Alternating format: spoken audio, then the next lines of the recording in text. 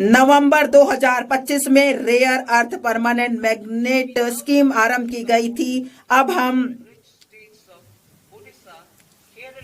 खनन, प्रसंस्करण, अनुसंधान और विनिर्माण को बढ़ावा देने के लिए समर्पित दुर्लभ खनिज कॉरिडोर स्थापित करने हेतु खनिज संपन्न राज्यों ओडिशा, केरल, आंध्र प्रदेश और तमिलनाडु की सहायता करने का प्रस्ताव करते हैं।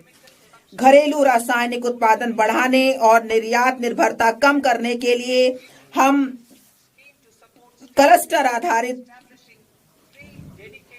प्लग एंड प्ले मॉडल के आधार पर एक चुनौती मार्ग के माध्यम से 3 समर्पित रासायनिक पार्कों की स्थापना में राज्यों की मदद के लिए एक योजना का शुभारंभ करेंगे।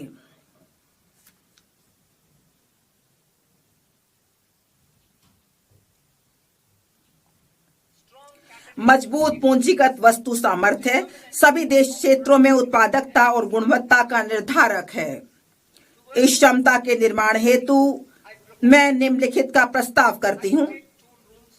CPSE द्वारा डिजिटल रूप में समर्पित ऑटोमेटेड सर्विस ब्यूरो के रूप में 2 स्थानों पर हाईटेक टूल रूम स्थापित किए जाएंगे, जो स्थानीय रूप से बड़े पैमाने और कम लागत पर उच्च परिशुद्धता वाले घटकों के डिजाइन, परीक्षण और विनिर्माण करेंगे। 2 उच्च मूल्य और तकनीकी रूप से उन्नत निर्माण एवं अवसंरचना उपकरण CIEE के घरेलू उत्पादन को मजबूत करने हेतु निर्माण एवं अवसंरचना उपकरण समृद्धि के लिए एक योजना आरंभ की जाएगी। ये बहुमंजिला इमारत में लिफ्ट, अग्निशमन उपकरण, बड़ी और छोटी से लेकर मेट्रो और ऊंचाई वाले स्थानों पर सड़कों के लिए सुरंग निर्माण संबंधी उपकरण हो सकते हैं। मैं 5 वर्ष की अवधि के लिए 10,000 करोड़ के बजटीय आवंटन के साथ वैश्विक प्रतिस्पर्धा कंटेनर विनिर्माण परिवेश तैयार करने हेतु एक कंटेनर निर्माण योजना का भी प्रस्ताव करती हूँ। श्रम गहन वस्त्र क्षेत्र के लिए मैं 5 उपभागों के साथ एकीकृत कार्यक्रम का प्रस्ताव करती हूँ। 1 रेशम, ऊन और जूट जैसे प्राकृतिक फाइबर, मानव निर्मित फाइबर और नए युग के फाइबरों में आत्मनिर्भरता हेतु राष्ट्रीय फाइबर योजना। मशीनरी प्रौद्योगिकी अन्यून और सामान्य प्रशिक्षण एवं प्रमाणन केंद्रों के लिए पूंजीगत सहायता के साथ पारंपरिक क्लस्टरों के आधुनिकीकरण के लिए वस्त्र विस्तार एवं रोजगार योजना।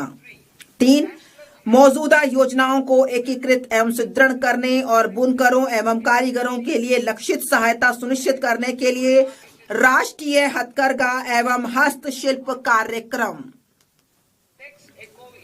वैश्विक रूप से प्रतिस्पर्धी और धारणीय वस्त्र परिधानों को बढ़ावा देने के लिए टैक्स इको पहल। उद्योग जगत और शैक्षणिक संस्थानों के सहयोग से वस्त्र कौशल परिवेश के आधुनिकीकरण और उन्नयन के लिए समर्थ 2.0।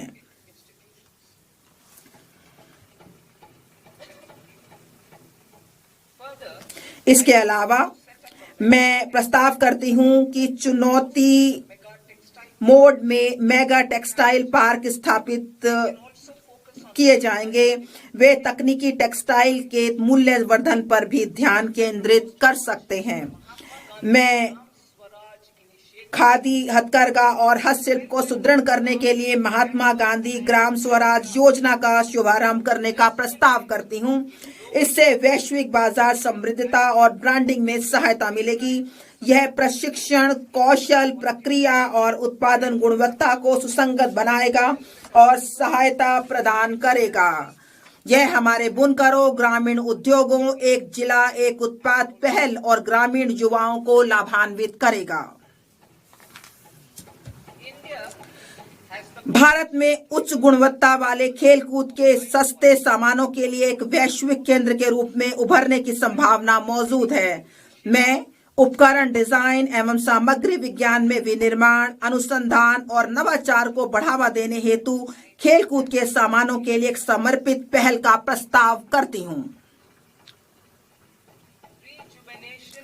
विरासत के औद्योगिक क्लस्टरों का कायाकल्प।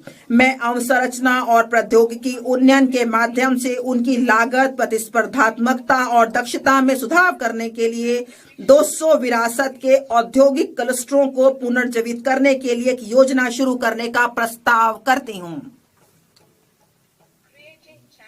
चैंपियंस एसएमई का सृजन और सूक्ष्म उद्यमों को सहायता। एमएसएमई को विकास के एक महत्वपूर्ण इंजन के रूप में मान्यता देते हुए मैं चैंपियंस के रूप में उनके विकास में सहायता के लिए एक त्रिआयामी दृष्टिकोण का प्रस्ताव करती हूं। इक्विटी सहायता। मैं भविष्य के चैंपियंस तैयार करने के लिए चुनिंदा मानदंडों के आधार पर उद्यमों को प्रोत्साहित करने के लिए एक समर्पित 10,000 करोड़ की एमएसएमई विकास निधि शुरू करने का प्रस्ताव करती हूं। मैं सूक्ष्म उद्योगों की सहायता को जारी रखने और जोखिम पूंजी तक उनकी पहुंच बनाने के लिए 2021 में स्थापित आत्मनिर्भर भारत निधि में 2,000 करोड़ के टॉप अप का भी प्रस्ताव करती हूं। इससे छोटे उद्योगों को सहायता मिलेगी। नकदी सहायता। ट्रेड्स के साथ एमएसएमई को 7 लाख करोड़ से अधिक धनराशि उपलब्ध कराई गई है। इसकी पूरी क्षमता का लाभ देने के लिए मैं 4 उपायों का प्रस्ताव करती हूं। 1, केंद्रीय सार्वजनिक क्षेत्र के उद्यमों द्वारा एमएसएमई से सभी खरीद के लिए ट्रेडर्स को लेन देन निपटान प्लेटफॉर्म के रूप में उपयोग करने का निर्देश करना, जिससे यह अन्य कॉरपोरेट के लिए एक मानक बन सके। 2, ट्रेडर्स प्लेटफॉर्म पर बीजक छूट हेतु सीजीटीएमएसई के माध्यम से ऋण गारंटी सहायता तंत्र शुरू करना। 3, सस्ते और त्वरित वित्त पोषण को प्रोत्साहित करने के लिए एमएसएमई में सरकारी खरीद के बारे में वित्त प्रदाताओं के साथ सूचना साझा करने हेतु जेम को ट्रेडर्स को जोड़ना। 4, ट्रेड्स प्राप्तियों को आस्ती समर्पित प्रतिभूतियों के रूप में शुरू करना, जो एक द्वितीयक बाजार के रूप में सहायता करेगा और नकदी एवं लेन देन के निपटान को बढ़ाएगा। पेशेवर सहायता। सरकार विशेष रूप से टियर 2 और टियर 3 कस्बों में कॉरपोरेट मित्रों का एक संवर्ग तैयार करने के लिए अल्पावधि मॉड्यूलर पाठ्यक्रमों और व्यवहारिक टूल्स की डिजाइन करने हेतु ICAI, ICSSI, ICMAI जैसे पेशेवर संस्थानों को सुविधा प्रदान करेगा। यह प्रमाणित अर्ध पेशेवर एमएसएमई को किफायती लागत पर अनुपालन अपेक्षाओं को पूरा करने में सहायता करेंगे। पिछले दशक में हमारे सरकार ने बहुत सारे कदम उठाए हुए हैं जन अवसंरचना के लिए। नए वित्तीय जिसमें बड़े पैमाने पर बढ़ाने के लिए कई पहलें की हैं। हम NIIF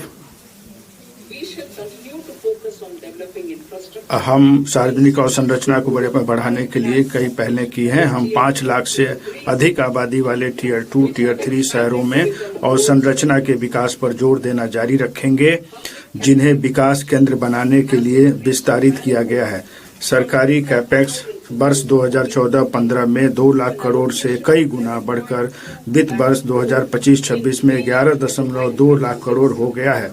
वित्त वर्ष 2026-27 में मैं इस गति को जारी रखने हेतु इसे बढ़ाकर 12.2 लाख करोड़ करने का प्रस्ताव करती हूँ।